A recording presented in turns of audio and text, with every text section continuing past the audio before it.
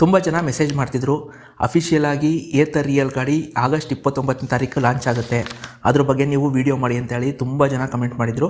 ಅದಕ್ಕೆ ಒಂದು ವೀಡಿಯೋ ಮಾಡೇ ಬಿಡೋದ ಅಂತ ಈ ವಿಡಿಯೋ ಮಾಡ್ತಾಯಿದ್ದೀನಿ. ಈ ವಿಡಿಯೋದಲ್ಲಿ ಏತರ್ ರಿಯಲ್ ಯಾವಾಗ ಲಾಂಚ್ ಆಗುತ್ತೆ ಅನ್ನೋದ್ರ ಬಗ್ಗೆ ಸ್ಪಷ್ಟವಾಗಿ ಮಾಹಿತಿ ಕೊಡ್ತೀನಿ. ಹಾಗಾದರೆ ಬನ್ನಿ ವಿಡಿಯೋನ ಶುರು ಮಾಡೋಣ. ಪೇಯ್ಡ್ ಯೂಟ್ಯೂಬರ್ಗಳನ್ನು ಬೆಂಬಲಿಸಬೇಡಿ, ಹಾಗೆಯೇ ನಮ್ಮ ಚಾನೆಲ್ನ ಸಬ್ಸ್ಕ್ರೈಬ್ ಆಗುವುದನ್ನು ಮರಿಬೇಡಿ.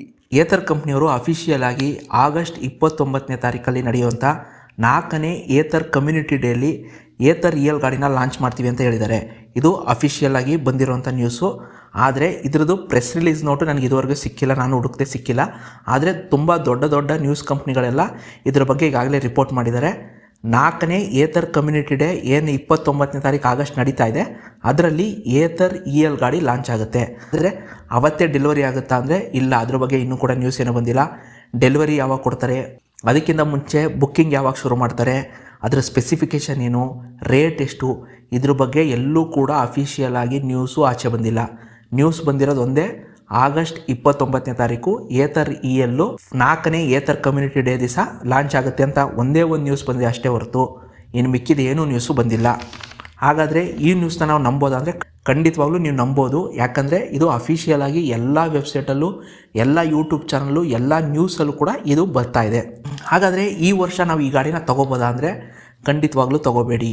ಯಾಕೆ ಅಂದರೆ ಯಾವುದೇ ಕಂಪ್ನಿಯ ಯಾವುದೇ ಹೊಸ ಗಾಡಿ ಬಂದರೂ ಕೂಡ ಫಸ್ಟ್ ಬ್ಯಾಚಲ್ಲಿ ಬರುವಂಥ ಗಾಡೀಲಿ ಏನಾದರೂ ಒಂದು ಸಣ್ಣ ಪುಟ್ಟ ಪ್ರಾಬ್ಲಮ್ ಇದ್ದೇ ಇರುತ್ತೆ.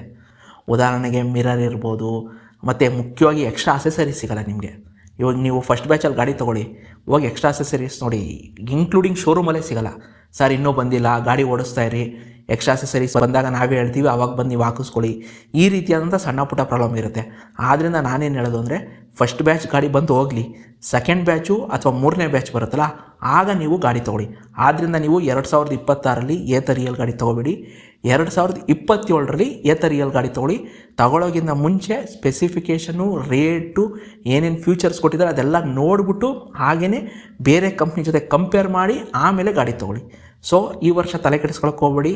ಲಾಂಚ್ ಆಗಲಿ, ಬುಕ್ಕಿಂಗು ಶುರು ಆಗಲಿ, ಫಸ್ಟ್ ಡೆಲಿವರಿ ಬರಲಿ, ಆಮೇಲೆ ಜನ ರಿವ್ಯೂ ಮಾಡ್ತಾರೆ, ಅವೆಲ್ಲ ನೋಡಿ ನೆಕ್ಸ್ಟ್ ಇಯರು ನೀವು ಈ ಗಾಡಿನ ತೊಗೊಳ್ಳಿ.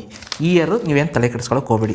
ಹಾಗಾದರೆ ಏತರ್ ರಿಯಲ್ ಬರ್ತಿದೆಯಲ್ಲ, ಇದ್ರ ಬಗ್ಗೆ ತುಂಬ ಜನ ಸ್ಪೆಸಿಫಿಕೇಷನ್ಗಳನ್ನ ಗೆಸ್ ಮಾಡಿದ್ದಾರೆ.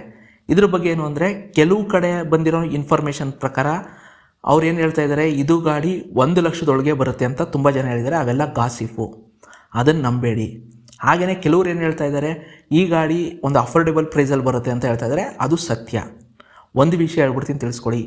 ಆನ್ಲೈನಲ್ಲಿ ಬರೋ ಎಲ್ಲ ವಿಷಯನೂ ನೀವು ನಂಬೇಡಿ. ಹಾಗಂತ ಹೇಳ್ಬಿಟ್ಟು ಎಲ್ಲನೂ ಸುಳ್ಳು ಅಂತನೂ ಹೋಗಬೇಡಿ. ಕೆಲವು ವಿಷಯಗಳು ಏನು ಮಾಡ್ತಾರೆ ಗೊತ್ತಾ, ಮಾರ್ಕೆಟಿಂಗ್ ಟೀಮ್ ಅವರೇ ಲೀಕ್ ಮಾಡಿರ್ತಾರೆ. ಯಾಕಂದರೆ ಜನರಿಗೆ ಗೊತ್ತಾಗಲಿ, ಜನರು ಇದ್ರ ಬಗ್ಗೆ ಚರ್ಚೆ ಮಾಡಲಿ ಅನ್ನೋ ಕಾರಣಕ್ಕೆ ಕೆಲವು ವಿಷಯಗಳನ್ನ ಮಾರ್ಕೆಟಿಂಗ್ ಟೀಮ್ ಅವರೇ ಲೀಕ್ ಮಾಡಿರ್ತಾರೆ. ಉದಾಹರಣೆಗೆ ನಿಮಗೆ ಒಂದು 3 ತಿಂಗಳ ಹಿಂದೆ ಒಂದು ನ್ಯೂಸ್ ಬಂದಿತ್ತು, ಏತರ್ ಕಂಪ್ನಿ ಟೆಸ್ಟಿಂಗು ಬೆಂಗಳೂರೆಲ್ಲ ನಡೀತಾ ಇದೆ, ಅದು ಸ್ಪೈ ಇಮೇಜ್ ಎಲ್ಲ ಲೀಕ್ ಆಗಿದೆ ಅಂತ. ಯಾರನ್ನ ಲೀಕ್ ಮಾಡೋದು? ನಾವು ನೀವಲ್ಲ, ಅದನ್ನ ಮಾರ್ಕೆಟಿಂಗ್ ಟೀಮ್ ಅವರೇ ಲೀಕ್ ಮಾಡಿ ಅದನ್ನ ನ್ಯೂಸ್ ಮಾಡಿಸೋದು. ನಿಮ್ಗೆ ಯಾರಿಗೆ ಗೊತ್ತಾಗುತ್ತೆ ಅದು ಏತರ್ ರಿಯಲ್ ಗಾಡಿನೇ ಅಂತ? ಯಾಕಂದರೆ ಅದ್ರ ಮೇಲೆ ಸ್ಟಿಕ್ಕರ್ ಇರಲ್ಲ, ನಂಬರ್ ಪ್ಲೇಟ್ ಇರಲ್ಲ, ಅದ್ರ ಮೇಲೆ ಮತ್ತೆ ಬ್ಲ್ಯಾಕ್ ಆ್ಯಂಡ್ ವೈಟ್ ಪಟ್ಟಿ ಬರೆದ್ಬಿಟ್ಟಿರ್ತಾರೆ, ಗೊತ್ತೇ ಆಗಲ್ಲ ಅದು ಯಾವ ಕಂಪ್ನಿ ಗಾಡಿ ಅಂತ. ಅದನ್ನು ಮಾರ್ಕೆಟಿಂಗ್ ಟೀಮ್ ಅವರೇ ಫೋಟೋ ಹೊಡೆದು ಅದನ್ನ ಲೀಕ್ ಮಾಡಿಸಿ ನ್ಯೂಸ್ ಮಾಡಿಸೋದೆಲ್ಲ ಮಾರ್ಕೆಟಿಂಗ್ ಟೀಮೇ. ಈಗ ಏನು ಇವಾಗ ಸೋಷಿಯಲ್ ಮೀಡಿಯಾದಲ್ಲಿ ಏತರ್ ರಿಯಲ್ ಬಗ್ಗೆ ಎಷ್ಟೊಂದು ಚರ್ಚೆ ಆಗ್ತಿದೆಯಲ್ಲ, ಅದ್ರ ಹಿಂದ್ಗಡೆ ಮಾರ್ಕೆಟಿಂಗ್ ಟೀಮ್ ಅವರ ಕೈವಾಡ ಇದೆ.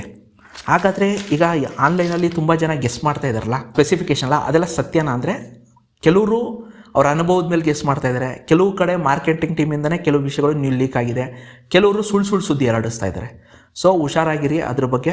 ಈಗ ಆಗಸ್ಟ್ 29ಕ್ಕೆ ಲಾಂಚ್ ಆಗುತ್ತಲ್ಲ, ಅವತ್ತಿನ ದಿವಸನೇ ಬುಕ್ಕಿಂಗ್ ಶುರು ಮಾಡ್ತಾರೆ ಅಂದರೆ ನನಗೆ ಡೌಟ್ ಇದೆ, ಅವತ್ತೇ ಬುಕ್ಕಿಂಗ್ ಶುರು ಮಾಡಲ್ಲ, ಅದಕ್ಕಿಂತ ಮುಂಚೆನೇ ಅವರು ಬುಕ್ಕಿಂಗ್ ಶುರು ಮಾಡ್ಬೋದು. ಯಾಕೆ ಅಂದರೆ ಎನಿಕಾಸ್ಟ್ ಇವರು ಆಯುಧ ಪೂಜೆ ಒಳಗೆ ಇವರು ಗಾಡಿಗಳನ್ನ ಡೆಲಿವರಿ ಮಾಡೋಕ್ಕೆ ಶುರು ಮಾಡಬೇಕು. ಯಾಕೆ ಅಂದರೆ ಆಯುಧ ಪೂಜೆಯಿಂದ ದೀಪಾವಳಿ ಒಳಗೆ ತುಂಬ ಜನ, ಭಾರತದಲ್ಲಂತೂ ಮೋಸ್ಟ್ ಆಫ್ 50% ಜನ ಗಾಡಿಗಳನ್ನ ತಗೊಳ್ಳೋದು ಅದೇ ಸಮಯದಲ್ಲಿ.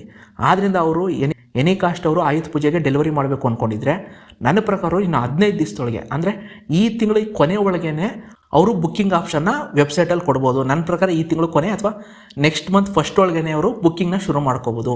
ಲಾಂಚ್ ಅವರು ಆಗಸ್ಟ್ 29ಕ್ಕೆ ಮಾಡ್ಬೋದು, ಆದರೆ ನನ್ನ ಪ್ರಕಾರ ಬುಕ್ಕಿಂಗ್ನ ಅವರು ಇನ್ನೊಂದು 15 ದಿವಸದಲ್ಲೇ ಶುರು ಮಾಡ್ಬೋದು ಅಂತ ಅಂದ್ಕೊಂಡಿದ್ದೀನಿ. ಅಟ್ಲೀಸ್ಟ್ ಅವರು ಒಂದು 5000 ಕೊಟ್ಟು ಬುಕ್ಕಿಂಗ್ ಮಾಡ್ಕೊಳ್ಳಿ, 10,000 ಕೊಟ್ಟು ಬುಕ್ಕಿಂಗ್ ಮಾಡ್ಕೊಳ್ಳಿ ಅಂತ ಈಗಲೇ ಹೇಳ್ಬೋದು. ಯಾಕೆಂದರೆ ಅವರು ಎನಿಕಾಸ್ಟ್ ಅವರು ಆಯುಧ ಪೂಜೆ ಒಳಗೆ ಅವರು ಡೆಲಿವರಿ ಕೊಡೋಕ್ಕೆ ಶುರು ಮಾಡಬೇಕು. ಆಯುಧ ಪೂಜೆಗೆ ಡೆಲಿವರಿ ಕೊಟ್ಟರೆ ಅವ್ರಿಗೆ ಜಾಸ್ತಿ ಗಾಡಿ ಸೇಲ್ ಆಗೋದು. ಇಂಡಿಯಾದಲ್ಲಿ ಹೈಯೆಸ್ಟ್ ಗಾಡಿ ಸೇಲ್ ಆಗೋದು ಯಾವಾಗ ಅಂದರೆ ಅದು ಆಯುಧ ಪೂಜೆಯಿಂದ ದೀಪಾವಳಿ ಒಳಗೆ ನನ್ನ ಪ್ರಕಾರ. ಅಕಸ್ಮಾತ್ ಏನಾದರೂ ಅವರು ಬುಕ್ಕಿಂಗ್ನ ಇನ್ನೊಂದು 15 ದಿವಸ ಓಪನ್ ಮಾಡಲಿಲ್ಲ ಅಂದ್ರೂ ಎನಿ ಕಾಸ್ಟ್ ಗೊತ್ತಾಗುತ್ತೆ. ಆಗಸ್ಟ್ 29ಕ್ಕೆ ಅವ್ರು ಖಂಡಿತವಾಗ್ಲೂ ಇದ್ರ ಬಗ್ಗೆ ಮಾಹಿತಿ ಕೊಡ್ತಾರೆ. ನನ್ನ ಅನುಭವದ ಮೇಲೆ ಏತರ್ ರಿಯಲಲ್ಲಿ ಏನು ಸ್ಪೆಸಿಫಿಕೇಷನ್ ಕೊಡ್ಬೋದು ಅನ್ನೋದ್ರ ಬಗ್ಗೆ ನಾನೊಂದು ಸಣ್ಣದಾಗಿ ಗೆಸ್ ಮಾಡಿದ್ದೀನಿ. ಅದ್ರ ಬಗ್ಗೆ ನಾನು ಹೇಳ್ತೀನಿ. ಇದು ಸತ್ಯ ಅಲ್ಲ, ಇದು ನನ್ನೊಂದು ಗೆಸ್ ಅಷ್ಟೇ. ಹಾಗೆಯೇ ನೀವು ಗೆಸ್ ಮಾಡಿ ಅದನ್ನ ಕಮೆಂಟ್ ಮಾಡಿ ತಿಳಿಸಿ ನೋಡೋಣ. ಆಗಸ್ಟ್ 29ಕ್ಕೆ ಯಾರ್ದು ಸರಿ ಅನ್ನೋದನ್ನ ಅವಾಗ ಗೊತ್ತಾಗುತ್ತೆ. ಹಾಗಾದರೆ ನನ್ನ ಗೆಸ್ ಬಂದು ಏತರ್ ರಿಯಲ್ ಬಂದು ಒಟ್ಟು 3 ಮಾಡಲ್ ಲಾಂಚ್ ಆಗ್ಬೋದು. ಒಂದು 2.2 ಕಿಲೋವ್ಯಾಟಲ್ಲಿ, ಇನ್ನೊಂದು 3.5 ಕಿಲೋವ್ಯಾಟಲ್ಲಿ, ಇನ್ನೊಂದು 5 ಕಿಲೋವ್ಯಾಟಲ್ಲಿ. ರೇಟು ನನ್ನ ಪ್ರಕಾರ 1.25 ಲಕ್ಷದಿಂದ 2 ಲಕ್ಷದೊಳಗೆ ಇರ್ಬೋದು. 2.2 ಕಿಲೋವ್ಯಾಟು ನನ್ನ ಪ್ರಕಾರ 1,20,000ರಿಂದ 1,30,000 ಲಾಂಚ್ ಮಾಡ್ಬೋದು ಅಂದ್ಕೊಂಡಿದ್ದೀನಿ. ಯಾಕೆ ಅಂದರೆ ಇತ್ತೀಚೆಗೆ ಏತರ್ CFO ಬಂದು ಒಂದು ಮಾತು ಹೇಳಿದರು. ಏನಪ್ಪ ಅಂದರೆ ನಮ್ಮ ಗಾಡಿ ಅಫೋರ್ಡೆಬಲ್ ಪ್ರೈಸಲ್ಲೇ ಲಾಂಚ್ ಆಗ್ಬೋದು, ಹಾಗಂತ ಹೇಳ್ಬಿಟ್ಟು 1 ಲಕ್ಷದೊಳಗೆ ಲಾಂಚ್ ಆಗಲ್ಲ. ಹೇಗೆ ಬಜಾಜ್ ಚೇತಕ್ C250 ಕೇವಲ 87,000ಕ್ಕೆ ಲಾಂಚ್ ಮಾಡಿದರು, ಆ ರೀತಿ ನಮ್ಮ ಗಾಡಿ ಲಾಂಚ್ ಆಗಲ್ಲ. ನಮ್ಮದು ಅಫೋರ್ಡೆಬಲ್ ಪ್ರೈಸ್ ಇರುತ್ತೆ, ಹಾಗಂತ 1 ಲಕ್ಷದೊಳಗಿಲ್ಲ ಅಂದಿದ್ರು. ಅದರ ಅರ್ಥ ನನ್ನ ಪ್ರಕಾರ 1,20,000ದಿಂದ ಈ ಗಾಡಿ ಲಾಂಚ್ ಆಗ್ಬೋದು. 2.2 ಕಿಲೋವ್ಯಾಟಲ್ಲಿ ಏನು ಲಾಂಚ್ ಆಗುತ್ತೆ ಅದು ನನ್ನ ಪ್ರಕಾರ 1,20,000 ಲಾಂಚ್ ಆಗ್ಬೋದು ಅಂತ ಅಂದ್ಕೊಂಡಿದ್ದೀನಿ. ಹಾಗೆಯೇ ರೇಂಜ್ ಎಷ್ಟಿರ್ಬೋದು ಅಂದರೆ 80 ಕಿಲೋಮೀಟ್ರಿಂದ 180 ಕಿಲೋಮೀಟ್ರ್ ತನಕ ರೇಂಜ್ ಸಿಗ್ಬೋದು ಅಂತ ಅಂದ್ಕೊಂಡಿದ್ದೀನಿ. ಟಾಪ್ ಸ್ಪೀಡ್ ನನ್ನ ಪ್ರಕಾರ ಮ್ಯಾಕ್ಸಿಮಮ್ ಅಂದರೆ 65 ಕಿಲೋಮೀಟ್ರ್ ಕೊಡ್ಬೋದು. ಯಾಕೆ ಅಂದರೆ ಕಂಪ್ನಿಗಳು ರೇಟ್ ಕಮ್ಮಿ ಮಾಡಿದಾಗ ಅವ್ರು ಫಸ್ಟು ಡಿಗ್ರೇಡ್ ಮಾಡೋದು ಏನಪ್ಪ ಅಂದರೆ ಮೋಟ್ರ್ ಕೆಪಾಸಿಟಿನ ಅವ್ರು ಫಸ್ಟು ಡಿಗ್ರೇಡ್ ಮಾಡ್ತಾರೆ. ನೀವು ಅದು TVS ಆರ್ಬಿಟ್ರೆ ಇರ್ಬೋದು ಅಥವಾ ಬಜಾಜ್ C250 ಇರ್ಬೋದು, ಅವೆಲ್ಲ ನೋಡಿ ಫಸ್ಟ್ ಅವರು ಡಿಗ್ರೇಡ್ ಮಾಡೋದೇ ಮೋಟ್ರನ್ನ. ನನ್ನ ಪ್ರಕಾರ ಇವರು 2.5 ಕಿಲೋವ್ಯಾಟಿಂದ 4 ಕಿಲೋವ್ಯಾಟ್ ಒಳಗಡೆ ಮೋಟ್ರ್ ಕೊಡ್ಬೋದು. ಇದರಿಂದ ನಿಮಗೆ ಮ್ಯಾಕ್ಸಿಮಮ್ ಅಂದರೆ 65 ಕಿಲೋಮೀಟ್ರ್ ಟಾಪ್ ಸ್ಪೀಡ್ ಸಿಗ್ಬೋದು ಅಷ್ಟೇ. ಹಾಗೆ ಫ್ಯೂಚರ್ಸ್ ಏನಿರುತ್ತೆ ಅಂದರೆ ಏತರ್ ರಿಸ್ದಾ ಅಥವಾ ಏತರ್ 450 ಏನಿದೆ ಅದಕ್ಕಿಂತ ಕಮ್ಮಿ ಅಂತ ಫ್ಯೂಚರ್ಸೇ ಸಿಗೋದೆ. ಉದಾಹರಣೆಗೆ ಟಚ್ ಸ್ಕ್ರೀನ್ ಸಿಗದೆ ಇರ್ಬೋದು, ಮತ್ತು ಗೂಗಲ್ ಮ್ಯಾಪ್ ಸಿಗದೆ ಇರ್ಬೋದು. ಈ ರೀತಿ ಅಂತ ಕೆಲವನ್ನ ಅವರು ತೆಗ್ದಾಕಿ ಆದಷ್ಟು ಬೇಸ್ ವರ್ಷನಲ್ಲೇ ಅವ್ರು ಲಾಂಚ್ ಮಾಡೋಕ್ಕೆ ಟ್ರೈ ಮಾಡ್ತಾರೆ. ಯಾಕೆ ಅಂತ ಅಂದರೆ ರೇಟ್ ಕಮ್ಮಿ ಮಾಡಬೇಕು ಅಂದರೆ ಈ ಆಪ್ಷನ್ಗಳನ್ನ ಅವ್ರು ಕೊಡೋಕ್ಕಾಗಲ್ಲ, ಇದೆಲ್ಲ ತೆಗ್ದಾಕ್ಲೇಬೇಕು. ನನ್ನ ಪ್ರಕಾರ ಏನು ಏತರ್ ರಿಸ್ದಾ ಮತ್ತು ಏತರ್ 450ಲಿ ಏನು ಆಪ್ಷನ್ಗಳು ಕೊಟ್ಟಿದ್ದಾರೆ ಅದನ್ನು ಈ ಗಾಡೀಲಿ ಕೊಡೋ ಡೌಟು. ಸೊ ಇದು ನನ್ನ ಗೆಸ್ಸು. ಇದು ಯಾವುದೂ ಕೂಡ ಇನ್ನೂ ಅಫಿಷಿಯಲ್ ಆಗಿ ಲಾಂಚ್ ಆಗಿಲ್ಲ, ಇದು ಬರೀ ನನ್ನ ಗೆಸ್ ಅಷ್ಟೇ. ನಿಮ್ಮ ಗೆಸ್ನು ಕೂಡ ಕಮೆಂಟ್ ಮಾಡಿ ನೋಡೋಣ ಆಗಸ್ಟ್ 29ನೇ ತಾರೀಕು ಯಾರ ಗೆಸ್ಸು ಕರೆಕ್ಟು ಅಂತೇಳಿ. ಸೊ ನೀವೇನಾದರೂ ಗಾಡಿ ತೊಗೊಳಾಗಿದ್ದರೆ ಆಗಸ್ಟ್ 29ನೇ ತಾರೀಕು ಏನು 4ನೇ ಕಮ್ಯೂಟರ್ಸ್ ಡೇ ಬೆಂಗಳೂರಲ್ಲಿ ನಡೀತಿದೆಯಲ್ಲ ಅವತ್ತೊಂದು ದಿವಸ ನಮಗೆ ಗೊತ್ತಾಗುತ್ತೆ. ಅದರ ಸ್ಪೆಸಿಫಿಕೇಷನು, ರೇಟು ಮತ್ತು ಡೆಲಿವರಿ ಯಾವಾಗ ಶುರು ಮಾಡ್ತಾರೆ ಎಲ್ಲ ವಿಷಯ ಗೊತ್ತಾಗುತ್ತೆ. ದಯವಿಟ್ಟು ವೆಯ್ಟ್ ಮಾಡಿ. ಮತ್ತು ಅಷ್ಟೇ ಅಲ್ಲದೆ 2026ರಲ್ಲಿ ಏತರ್ ರಿಯಲ್ ಗಾಡಿನ ತೊಗೊಬೇಡಿ, 2027ಕ್ಕೆ ತೊಗೊಳ್ಳಿ. ಹಾಗೆಯೇ ತಗೊಳ್ಳೋಕ್ಕಿಂತ ಮುಂಚೆ ಈ ಗಾಡಿ ಜೊತೆ ಮಿಕ್ಕಿದ ಕಂಪ್ನಿ ಗಾಡಿಗಳನ್ನೂ ಕಂಪೇರ್ ಮಾಡಿ. ಉದಾಹರಣೆಗೆ ಅದು TVS ಆರ್ಬಿಟ್ರ್ ಇರ್ಬೋದು, ಬಜಾಜ್ C250 ಇರ್ಬೋದು, ಮತ್ತು ರಿವರ್ ಇಂಡಿ ಗಾಡಿ ಇರ್ಬೋದು, ಮತ್ತು ಇತ್ತೀಚೆಗೆ ಆಂಪಿಯರ್ ಗ್ರೀವ್ಸ್ ಅವರು ಕೂಡ ಹೊಸದಾಗಿ MG ಸೀರೀಸಲ್ಲಿ ಒಂದು ಹೊಸ ಗಾಡಿ ಬಿಟ್ಟಿದ್ದಾರೆ, ಅದನ್ನು ಕಂಪೇರ್ ಮಾಡಿ. ಅವೆಲ್ಲ ಕಂಪೇರ್ ಮಾಡಿ ನೆಕ್ಸ್ಟ್ ಇಯರು ಈ ಗಾಡಿನ ತೊಗೊಳ್ಳಿ. ಅಲ್ಲಿವರೆಗೂ ದಯವಿಟ್ಟು ವೆಯ್ಟ್ ಮಾಡಿ ಅಷ್ಟೇ.